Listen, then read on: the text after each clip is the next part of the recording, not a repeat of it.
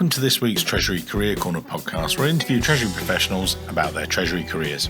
Each and every week, I talk to them about how they've built their careers, where they are now, where they see both themselves and the Treasury profession going to next. Let's get on with the show.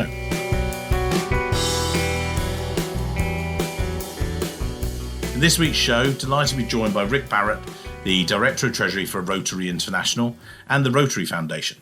Rotary is a global network of 1.4 million, as it says, neighbours, friends, leaders and problem solvers who see a world where people unite and take action to create lasting change across the globe. Now, these Rotary clubs cover the world, and I'm going to get Rick to dive into that later on in the show. But actually, it was not the conventional start, if you like, into finance and treasury. I'll get Rick to describe that, and I'll shut up and let him do the show.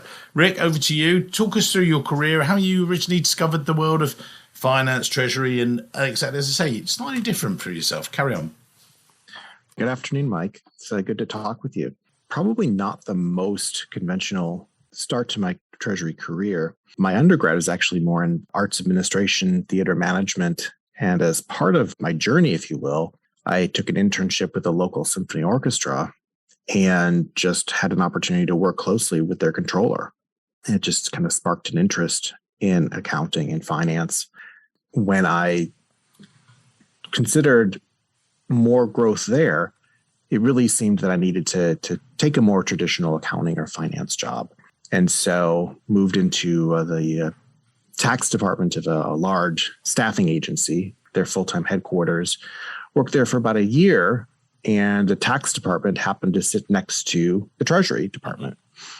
And I had a chance to hear more about what they do, talk with them, really had a chance to learn from their treasury manager about how he got to where he was, and just sounded so interesting, and made a choice that if I'm really going to pursue this, I need to go back, get a graduate degree in finance, which I did, and then pursue a treasury career from there. That's quite a decision to make. That must have, was there a lot of agonizing, or was it just, actually this seems the natural thing for me?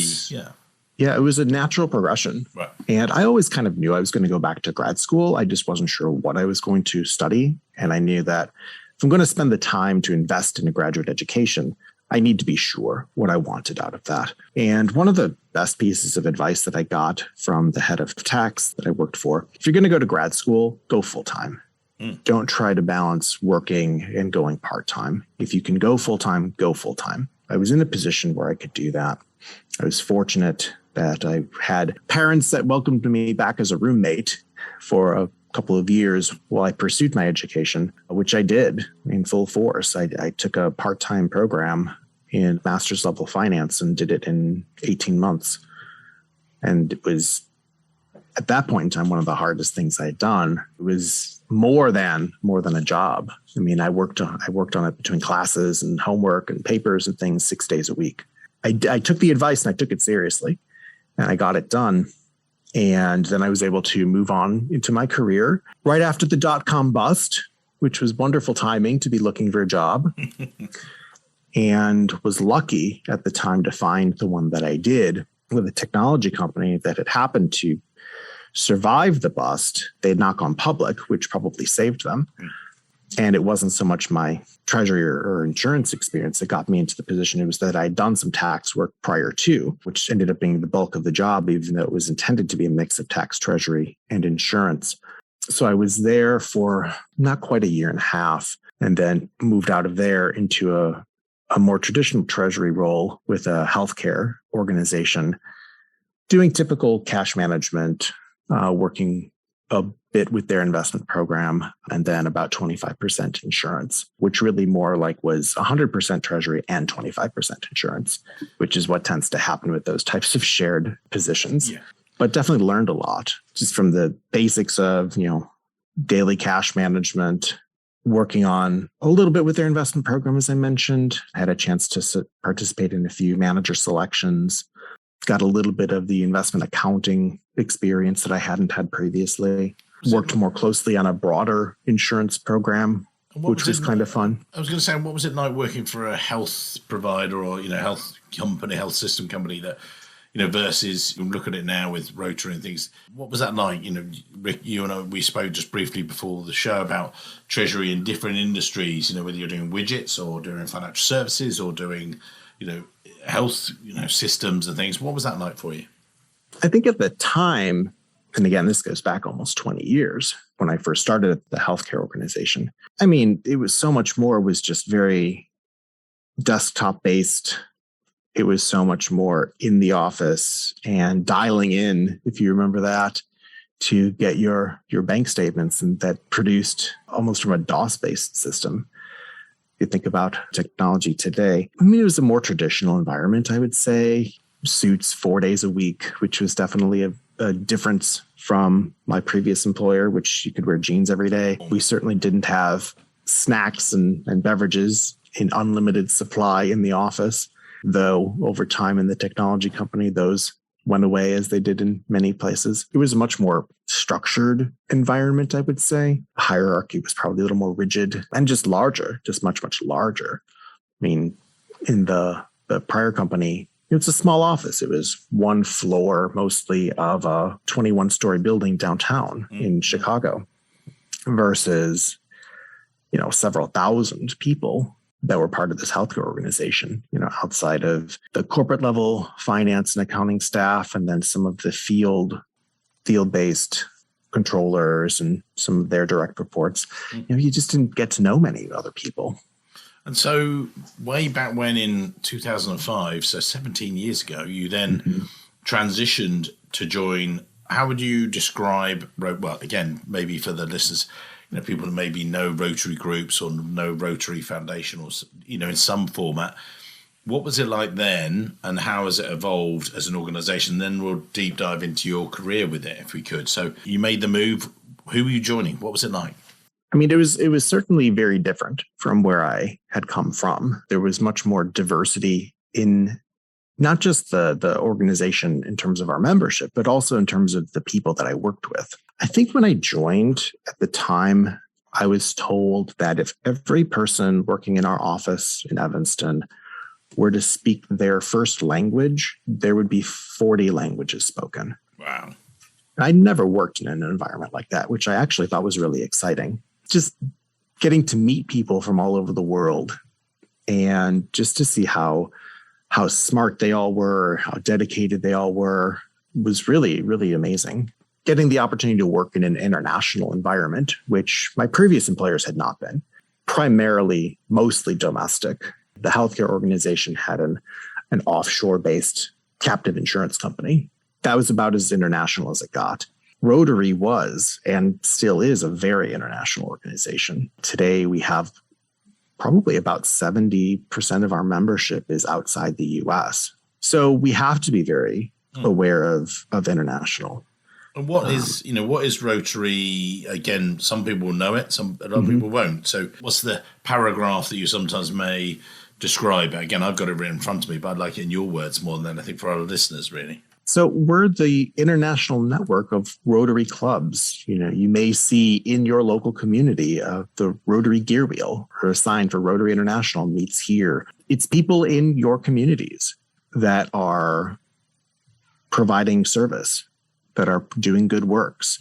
In the case of my club, we're helping to pack food at one of the local food banks, or we're helping provide local scholarships to area high school students. It could be support of those types of very local programs. It could be support of very global and international programs. Our most well-known is global eradication of the polio virus, which most of us don't even think about because we were vaccinated as children. When Rotary started this campaign back in late 70s, early 80s, and then made a promise to the world in the mid 80s to eradicate polio permanently, I mean, there were still millions and millions of children that got polio every year. And now the virus is endemic only in 2 countries, in Pakistan and Afghanistan.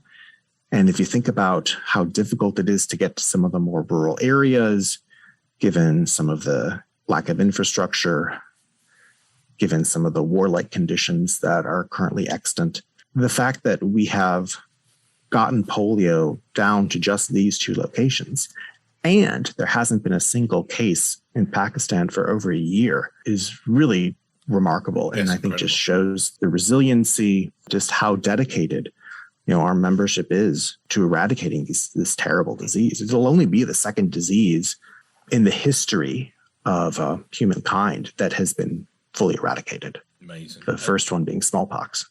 And with that, you're a charity and that's all you guys focus on, and that's the key ethos behind it, or are there other things you guys do?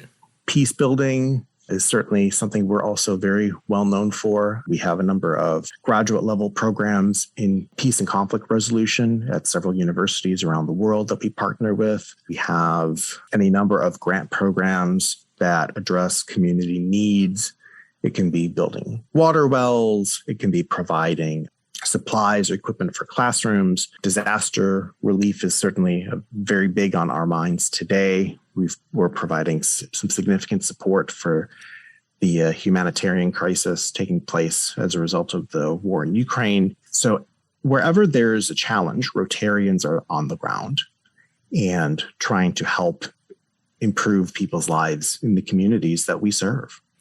And for you as a treasurer, you're in that position. Well, actually, just give us a quick walk through, because you started there in cash management through to then your treasurer position. What was what were the steps like? And obviously, that's allied. You and I spoke before the show in our pre-podcast about how the organisation has evolved, how you've grown as a treasury professional yourself. Talk us through that, if you would. Well, it's been largely because when I hired 6 weeks later, my predecessor left the organization. So it was an opportunity to move up very quickly that I hadn't necessarily expected when I joined. And then over time, just continuing to learn more about the organization, continuing to find where are those responsibilities that don't necessarily have a home that I can give some oversight to. I'll take merchant processing. It was one of those things that no one was responsible for, but everyone kind of wanted to make sure we had. And we had a limited merchant processing. We did US dollars only for the most part. As an international organization, wanting to expand that to an international constituency, we have to have an experience that's in their currency and an experience that is in their language as well. That's probably one of the opportunities that I had, just as I continued to look for additional learnings, additional responsibilities. I said, well, I'll take responsibility for this. And in that capacity, I had a chance to partner with our philanthropy colleagues and our technology colleagues and bring to fruition our first iteration of a global merchant processing platform to replace our legacy one that was US dollars only and English only. And not quite overnight. I mean, it was, years plus worth of work. But we launched, a website for merchant processing that was in 12 currencies, all of our Rotary supported languages. It began the process of transforming how we are able to connect with our donors in a way that we can speak to them in their language and preserve tax benefits where there are local affiliated foundations, which is another really important consideration for us, because where there are opportunities to receive a tax benefit for a contribution, we want to make sure that they can take advantage of that. So I spoke to one of my previous CFOs I recruited within a housing association based in the UK. Interesting campaign and everything else. But I remember talking to Mark Washer, previous CFO there, and I said to him, somebody had said to him in one of their previous meetings, oh, well, you're a charity. He said, well, we're not actually. We are a housing association. But the reason we do things is actually different. We serve our members and we reinvest in them and the profits we reinvest to provide us safer housing, and this is what we do, and this is our reason being, rather than give it to shareholders. They're our quasi shareholders, and securing the future of those guys is key. Is that the sort of ethos a little bit with Rotary Group as well? And what's that been like for you as you've grown the position? Because you've actually gone, as you say, let's look at it. You started, this is a lesson for anyone listening, that cash management back in 2005. You're the Director of Treasury from 2016. So do you give us a walkthrough of that, if you would? As I said before, as part of it is just willingness to take on additional responsibility, and then a willingness to take that forward. If that experience with working closely with colleagues, especially in our accounts receivable group, had something to do with learning more about their processes, then that opportunity to then take responsibility for accounts receivable made a little more sense. And it was something that I proposed. We had gone through organizationally in 2011, following the hiring of a new CEO, a lot of organizational transformation. But finance had largely stayed as it was structured. And one of the things that I suggested, and could have gone either way, was bringing together all of the aspects of working capital management. Treasury has always had responsibility for working capital, but not always responsible for the actual pieces of working capital. So accounts receivable, accounts payable, and treasury cash management, of course. The relationships with accounts payable and accounts receivable, which we'd always had, but not always the responsibility for oversight. And I proposed that as part of a finance reorg. And we started that process in 2012, effective beginning of 2013, really, where I took the opportunity to start overseeing accounts receivable. And that was again, a tremendous learning experience.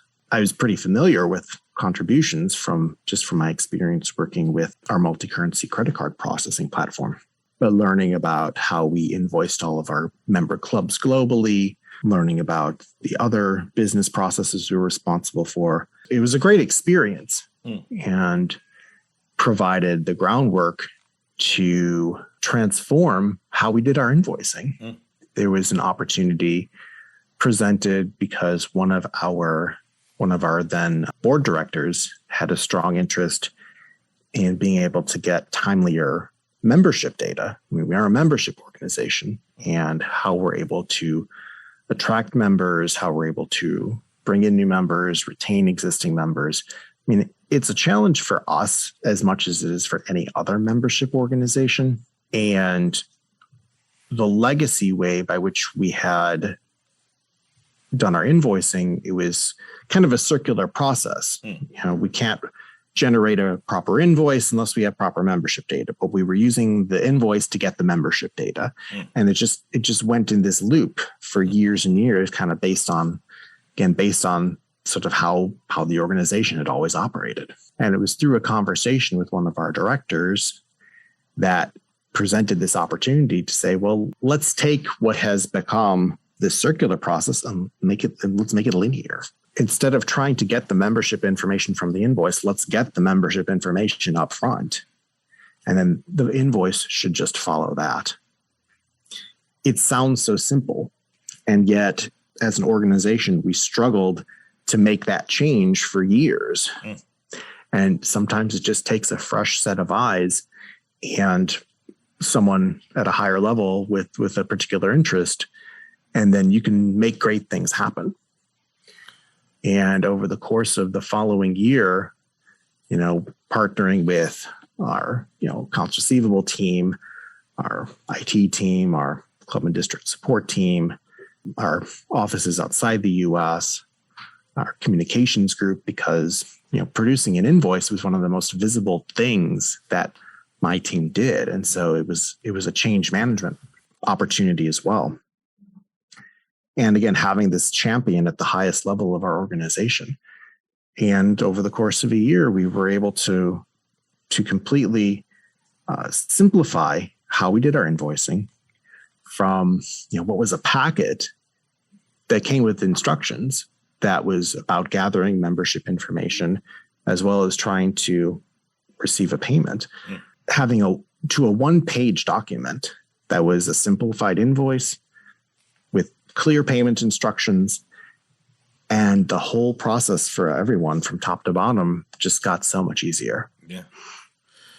And from that, I know that, again, when we spoke previously, we were talking a little bit about the future of Treasury, and it's a sort of double question, but, I try not to ask these, but I know you've got involved with, a number of things with the AFP, the US Association, where I'll be speaking later this year, but you sort of contributed there and you're active in that. Is that where you see, the development of Treasury, or where are you seeing Treasury growing and developing to? What's sort of coming along the line, if you like, for you, would you say, for people? I think one of the things that we're trying to find in particular, it's actually a current challenge, our colleagues are starting to travel again internationally, and some of them to some of the more remote areas, some of the more developing countries. And, prior to the pandemic, we would send them with a cash advance, which isn't necessarily best practice, but it made sense so that they could make payments to individuals, to small shops that didn't accept credit cards. Well, now with the pandemic happened, so many of these places they've jumped from cash to cashless to a mobile payment solution. So even if we were to send colleagues with cash, which, again, we have a number of concerns about, it doesn't necessarily fill the gap. So how do we help them fill that gap?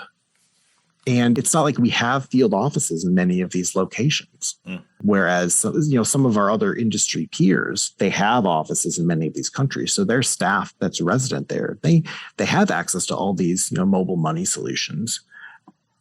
So, but what do we do? It's a recent and kind of interesting challenge to sort of try and work through and find, it may not be one, it may be a series of possible solutions to try and fill that gap. Because if I'm in a country in sub-Saharan Africa and I'm outside of a major city and they don't accept a corporate card and they don't accept cash, well, what do we do?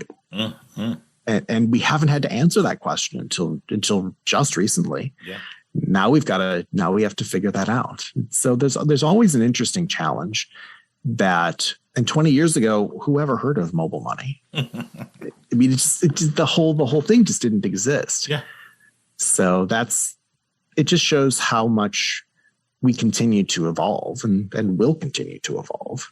Yeah, you're right. No, it's an interesting one. I went to got my hair cut and the barber's recently, have you got any money? I was like, what? And they went, yeah, cash, money. And I went, what? No, it's been, and I felt like it's been made illegal. You're not allowed to touch it. You got to wear a mask and be careful. And I was like, oh, a friend of mine said the other day, oh yeah, I always carry some round, just in case. Just in case what? It's a little bit, throws you a curveball a little bit in that sense, particularly for Treasury as well. You guys have seen this. Years ago, we had the treasurer for Brinks Matt, and he said, yes, cash is changing, but it's still there. But I think this has certainly accelerated a lot of things. And, it sounds like you've been through the same sort of thing. Yes. And so, before we wrap up today's show, sort of what other things do you think, again, some of the listeners, we give you some of the questions and the answers we might ask and some of that stuff. But what are you thinking that the audience listening today should be thinking about? What should be on their checklist, or other things do you think, maybe post-pandemic or whatever else it might be? What are you thinking is something that people should be aware of, do you think? I think there has to be, willingness to be flexible, whether it's trying to look at situations with a fresh set of eyes, not always bringing the same solution to a problem that may have worked. The solution may have worked fine 5 years ago, but it may not work today. Flexible in terms of just work arrangements. I think that for us, we're still working remotely and don't have a fixed return to office date. And what I hear from my team, and I've experienced this myself, is there's not a large desire to return working in a physical office on an ongoing basis. And if we want to be able to retain our talented team members, if we want to be able to attract new ones, we really need to be thoughtful about our approach to that return, or not, as a case may be. Some organizations are very much dress for your day, work for your day. And I think we have to really be thoughtful about taking that into consideration as we move forward. Yeah.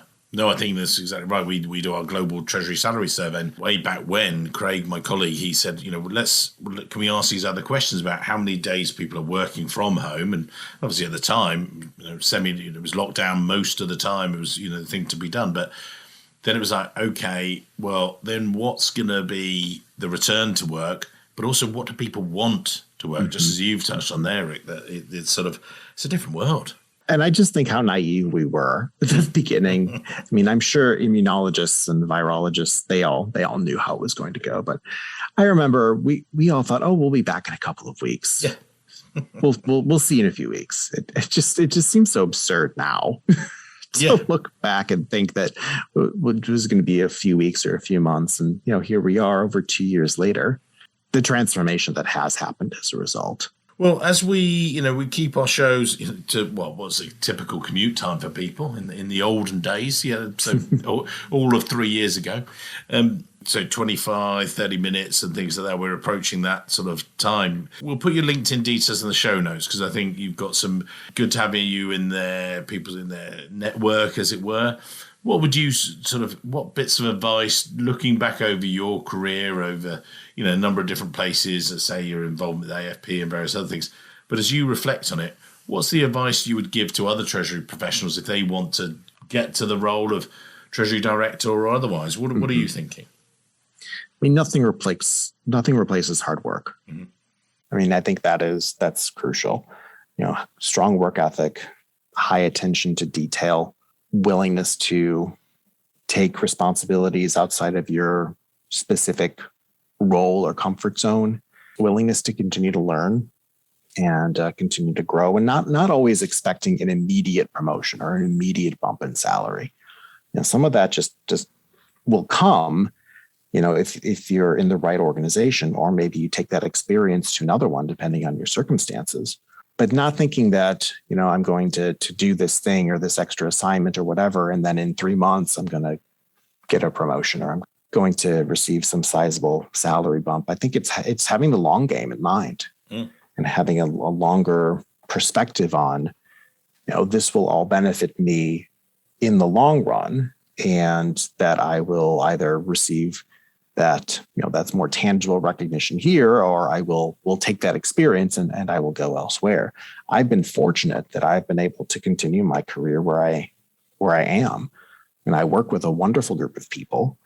I work with an organization that's very supportive, really believes, and I think in a very meaningful way, work-life balance, which I very much value, in an organization that I think really does value its people, really sees that it's all of us working together that can accomplish amazing things.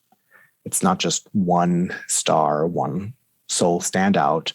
It's all of us together working in a collaborative way, and just knowing that over time, the money will take care of itself. The position will take care of itself if those things are important to you. And being realistic and knowing, not everyone wants to be at a particular level, and that's okay. I think that's one thing we've all learned from the pandemic, is that there's a lot more outside of work that is valuable. And maybe prior to pandemic focus, depending on the individual or their industry, all consuming work all the time. For some people, that's great. It's not for everyone. And I think for those of us where we want to have a broader life experience, where we've got families, we've got other interests, and it's really given us all an opportunity to rethink some of what those priorities are. Some roles, depending on the circumstances, it's always going to be more demanding. It's always going to be more hours, more time. And that's okay if that's what you want. But I think it's important to be honest about what you want. And it's okay to say, I'm good where I am. Yeah, be patient. I'm okay with where I am. I'm okay with this point because there are other things that I want to do. Yeah, and they've got to own it. And that, you're right, I've scribbled some notes here. It's about owning it, but being patient. And then not always, we get a lot of the time where we're talking to candidates and they're always measuring themselves. Like, oh, this person moved on, this person. And as you proved, you don't have to always move on. If you're happy in it and you're, it doesn't mean you're just settling and just, oh, that's it. You're a Treasury Director. you moved up and everything else. But we had our pre-call and you said, Mike, sometimes it just takes time. Just be relaxed in your own skin. So I think amazing takeaways, I think. And any final closing words from you? I'll leave them to you because I love it when I talk to guests and they're giving these nuggets of gold. And anything finally to say to the audience? I stay in Treasury because I genuinely enjoy it. I enjoy particularly the challenge of the internationality where I am today. I enjoy the fact that we continue to change, that it's not the same Treasury that it was 5 years ago, certainly not 10 years ago. And that opportunity that we have to add meaningful value, we're doing tangible things with tangible funds, whether it's domestically or globally, we get a chance to really add tangible value. It's one of the things that attracted me to the profession. It's one of the things that keeps me in the profession. And I still enjoy that. I still enjoy finding ways to save the organization thousands of dollars. I still enjoy finding ways of boosting our yield. Not that interest rates are that great, but they're getting marginally better. Anything we can do to, improve a process, even if that's an intangible positive benefit, but we can quantify that benefit in terms of a time savings. I love doing that. And it's one of the things I still enjoy. And still, again, I think where we sit in that intersection of planning for the future and, recording what happened in the past, we live in the now. We have to be able to adapt to that. And I think successful Treasury professionals have done that and will continue to do that. Amazing, as always. But as I put it here, you have Mr. Rick Barrett patiently providing tangible value is exactly what Treasury is all about. Look at that. That's a nice little moniker to have on your LinkedIn profile. That'd be rather nice. So, Rick, amazing to talk to you. Look forward to hopefully seeing you later this year and catching up. But thank you very much for your time today, sir. I think people have some lovely takeaways and it's been great talking. Thanks very much. Thank you, Mike. Thank you, sir. Hello, it's Mike here again. I hope you enjoyed this week's show. If you did, then maybe you want to follow the show or subscribe depending on where you listen, whether that's iTunes, Spotify, or another great place to listen to the show from. It's totally free and means that you'll be the first to see each and every week when we release a new show. And maybe whilst you're there, you could even leave a quick review. Reviews and ratings are among the most important metrics for a podcast to effectively rank. And as you can probably appreciate, the podcast is a lot of hard work to produce every week. It'd be amazing. Just take, say, 20 seconds, leave a quick review of my amazing guests and their great career stories. We'd really appreciate it. Thanks very much, and I can't wait to see you soon.